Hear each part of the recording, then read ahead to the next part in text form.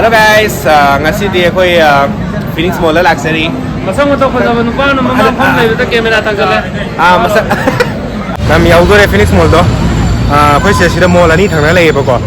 Mall asina VR mall le ba. Sina VR mall aduga asam sana ka lay sina asam sana lay bane ba aduga asina sek thangna bane mall se. Aduna Phoenix Mall le ba ko. Sana metro lambi ka le kana. Yo si metro na kan ne. Aduh mall ani sui. Aduh VR mall sini matang ki video da namjar age. Aduh hojik ke di ngasi ki di ikan pi di namoi sana ke kalau pernah nak kau tahu age. Asida Phoenix Mall tu na ujar age ngasi ki di. Aduh ujar age. Asida VR mall aja.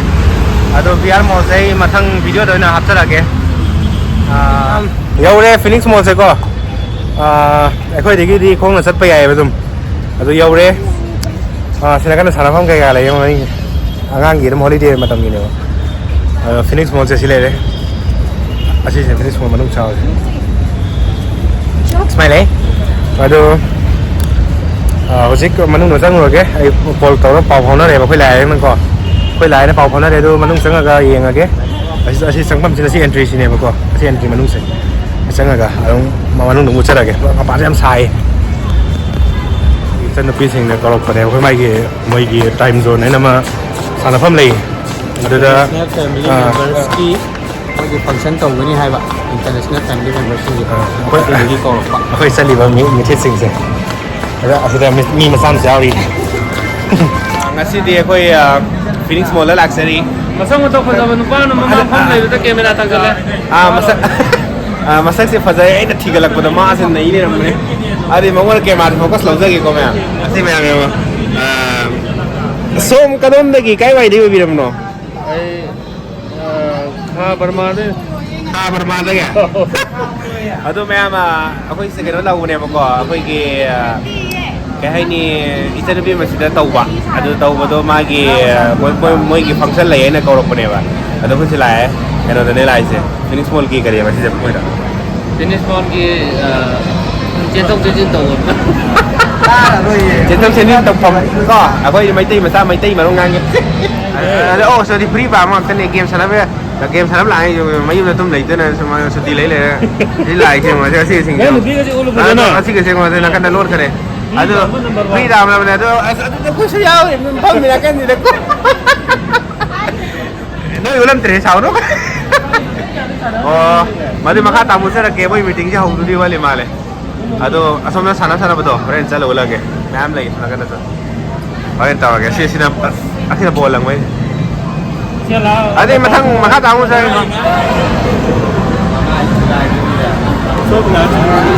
Bye bye tao lì xong rồi hả? Hi. Apa lagi ya? Ataupun ni dalam tinggal lagi. What is happening here and overall interested to play, learn, they also get join in. Saya kira ni apa? Hojik, moi agak apa tu? Semua tiket sing saya pilih apa? Tu si pilih agak mudah ada ni. Ada na, lalu rugi game yang mamuk yang minat saya si miam sing saya si tiket lalu yang tadi.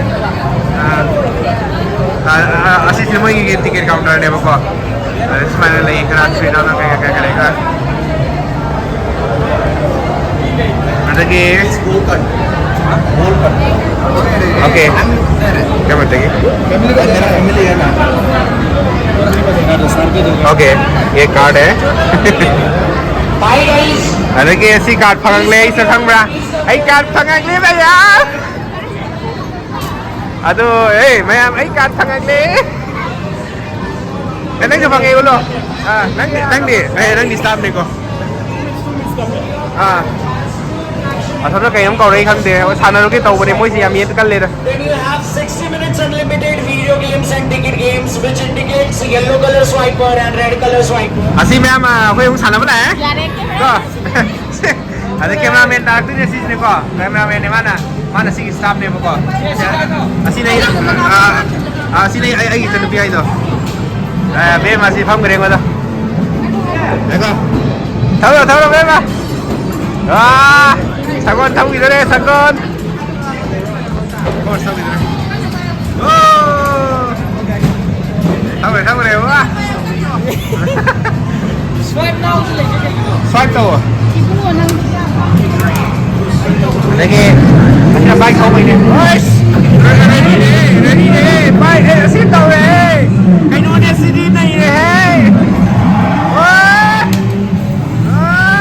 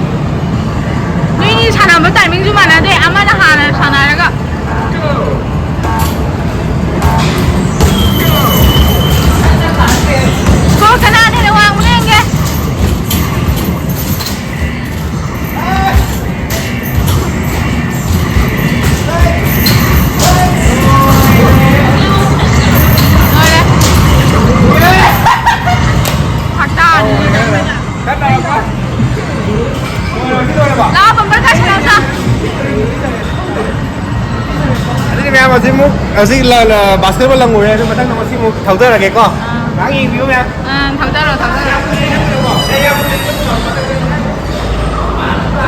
Ready start Madinda semua Madinda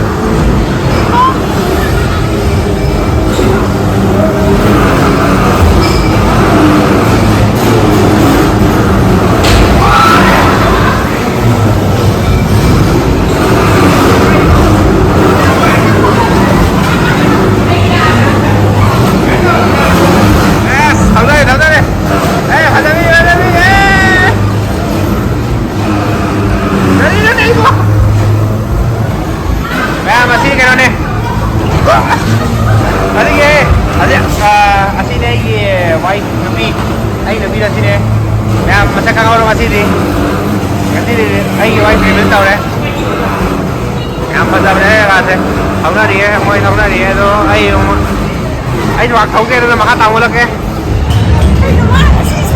oh sorry mana asing staff nya ada nama mana lo ada bumi lagi aku aja kayak sana kan nih kayak sana kan ini itu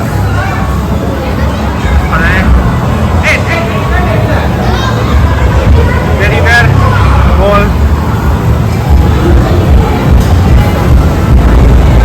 chứ một cái là thông rồi đấy quay CVI xin mấy lúc kia đồ nó các con 3D của mình này bây giờ không ra tôi không nhìn là cái video là nó mới là cái camera thì xin là cái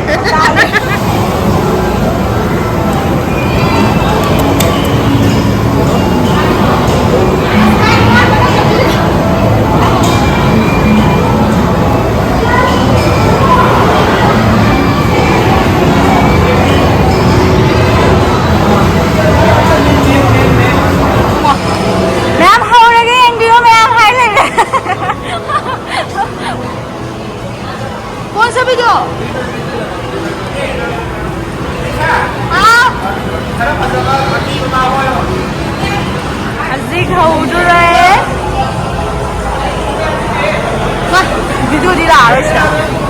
Anh sẽ đoán sẽ lên đâu rồi?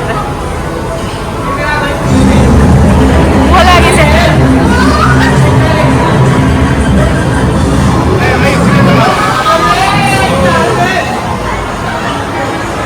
Iya mau dong kesel.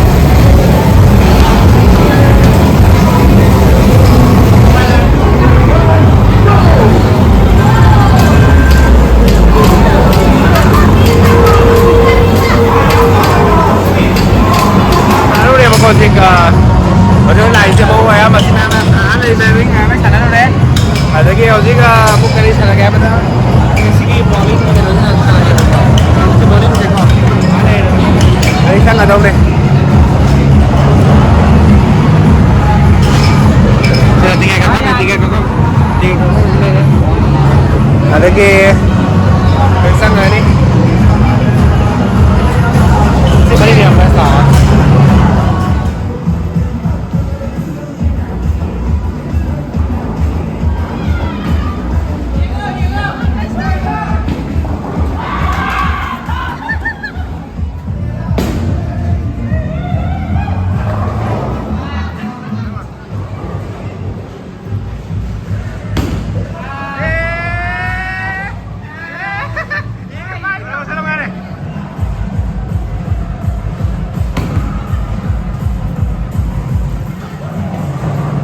masih gitu video tuh ulang belum ya terima kasih apa temu si cake kali kakak ni hari ya function ni mana ni si mana nak sign ni dah bu ni sudah mini asih so youtuber na ini pasal ni bawa asih youtuber na yang tinggi mayam ada ki weekend se yaad reko sales hai ada sini ki boleh mai saya mai macam apa ni asih mai macam apa ni asih mai macam apa ni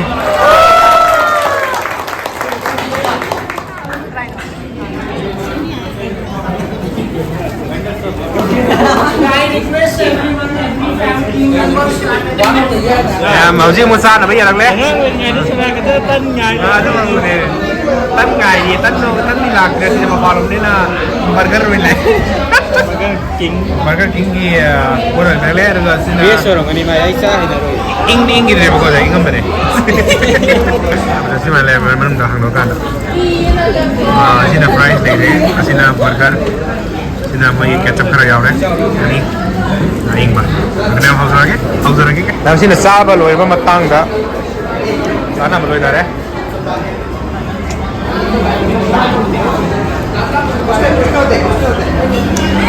jadi mau sih dah pergi ngasai card pi betul ngasai card pi si card pi si pon lagi biaya pon lagi juga kan card tu lah si card ni kau si card ni le deh kau card home ni kau card home si pon si laga pon lagi biaya ni hai tu ni yang mungkin kau si laga pon kaya jauh mana ada le tu mana ni jauh tu pon mungkin tu si lagi jauh mi lagi ni ada yang lagi ada jauh tu hai lagi mana sang apa kau mana le mana pon kan lagi apa Jadi pasar dokter bang ada yang lagi tanah pun ada lele, pasar lele, semua ini kita semua bebas deh. Ada semua kalau wati ni dah, banyak orang ni, masih orang lupa card ki point dot 10,000 muka high, 8,000, 7,000 apa? Ini pambil sih. Ini ya pambil tu, ini 35,000 point ni. Hay mấy hôm đây này có Hay mấy pretty gì coi đấy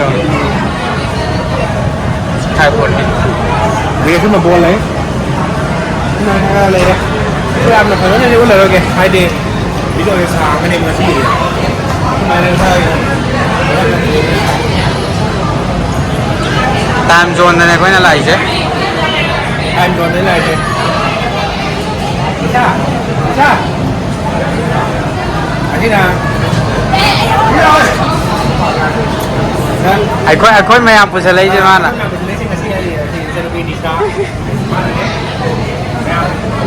phát cảnh rồi nó cầu này hay mấy lập ai đi cái bắn là bao nhiêu con đạp thôi nó là không biểu cả Finish mà cái sự tí gì nó đang cái nhiều quá nó đang cái thì đạp cái không rồi Không người cái nó phải vào thì là Camera tới check tao cái này ni cái làm mà mà cái này cái nè lấy gì mà thức kêu lắm lấy đi